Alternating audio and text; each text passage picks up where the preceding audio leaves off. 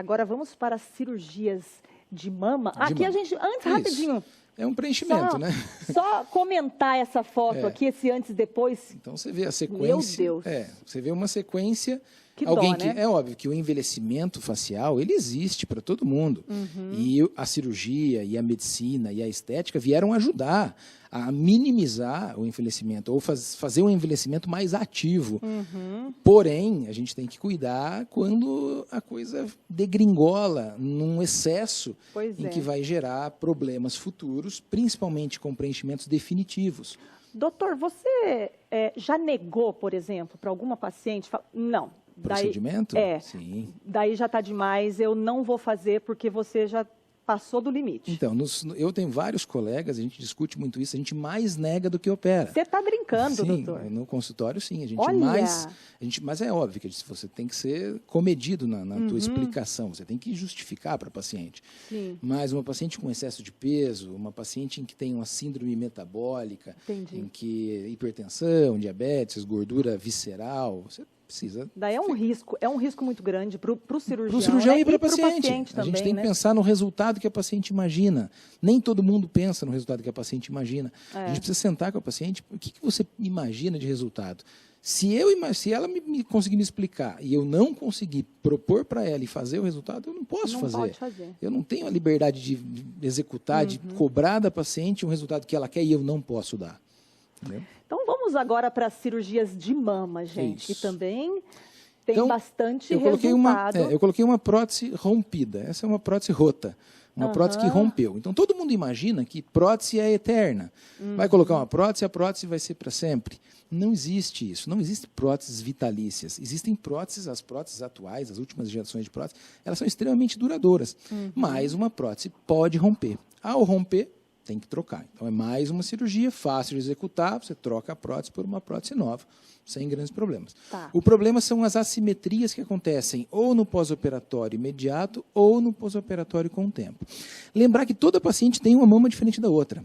E essa diferença, ela vai ficar um pouco depois da cirurgia. Ninguém vai conseguir deixar igual, totalmente igual. Às vezes uma areola milímetros acima, milímetro abaixo, às vezes um sulco mais abaixo, às vezes um colo um pouco mais marcado. Se for um excesso, é óbvio que a gente vai trabalhar isso, mas se for pequena diferença, a gente não pode mexer muito. Outro problema que pode acontecer é a contratura capsular. Contratura capsular é um problema que pode existir em toda a prótese, em todo corpo estranho. É o corpo reagindo contra aquele corpo estranho. Pode acontecer breve ou pode acontecer tardio. O que tem que fazer? Tirar a cápsula, tirar a prótese e trocar a prótese.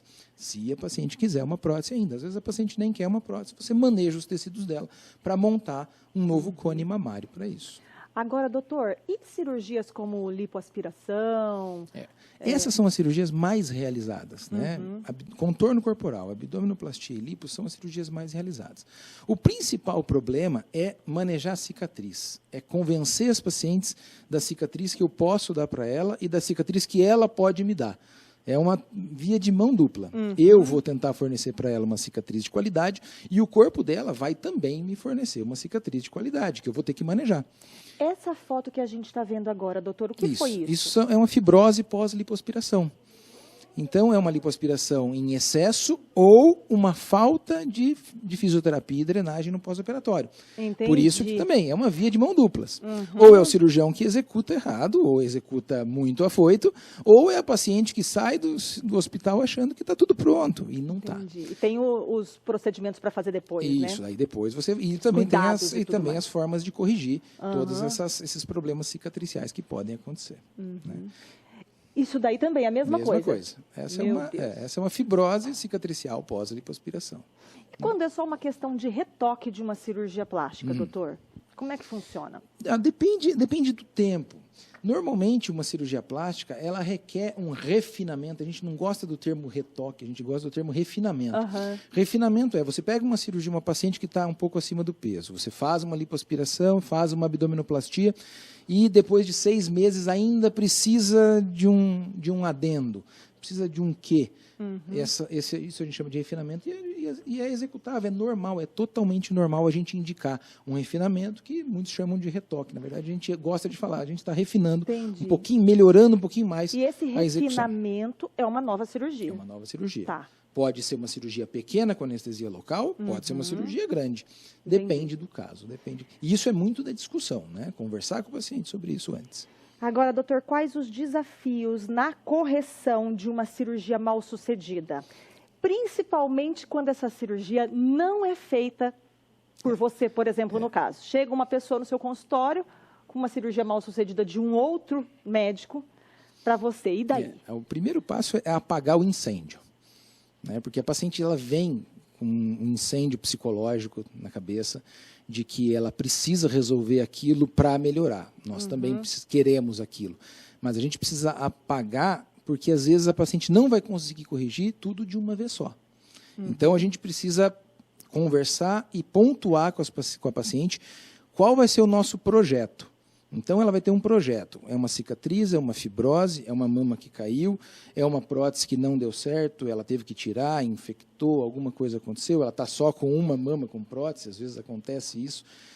Mas o recado principal é, o cirurgião que fez, ele tem a capacidade de arrumar isso também, na sua grande maioria. O que a paciente precisa entender é não encontrar no cirurgião que fez a cirurgia o inimigo. A primeira coisa que ela deveria. Por quê? Porque aquele vínculo que se criou na primeira cirurgia, se tentar não desfazer, a execução de toda a sequência é muito melhor. Entendi. Porque então, só ele sabe o que ele fez foi feito, naquele como dia, foi feito, naquele centro cirúrgico. O porquê aquilo aconteceu. Exatamente. Ele tem essa explicação junto com a paciente. Com certeza. Né? O segundo cirurgião que for pegar o caso, ele já vai partir de um problema, ele já vai partir de uma imaginação. Tanto que várias vezes a gente conversa com o próprio cirurgião para trocar uma ideia. Olha, tem uma paciente tua aqui comigo e assim, a gente já né, apagou o incêndio, vamos tratar ela, o que a gente me explica um pouco. E muitas vezes esse próprio cirurgião, ele vem com a gente. Ele opera junto, ele entra em campo junto para nos ajudar. Isso. Que legal. Então isso é bacana. Tudo pelo bem do paciente. Mas a paciente precisa entender isso. Que às vezes um erro, um problema, uma complicação, não foi culpa do cirurgião, foi culpa de todo o processo. E abraçar aquela causa, todo cirurgião é capaz. Entendeu? Perfeito. Eu, os outros, todos os cirurgiões de outras cidades, de outros países, todos têm problemas. O que a gente precisa é que a paciente abrace-nos e nós abraçamos ela também. Adorei, doutor Thiago, mais uma vez, viu? Obrigada pela sua participação, Sempre viu? Obrigada. à disposição. Bom final de semana. Para vocês também.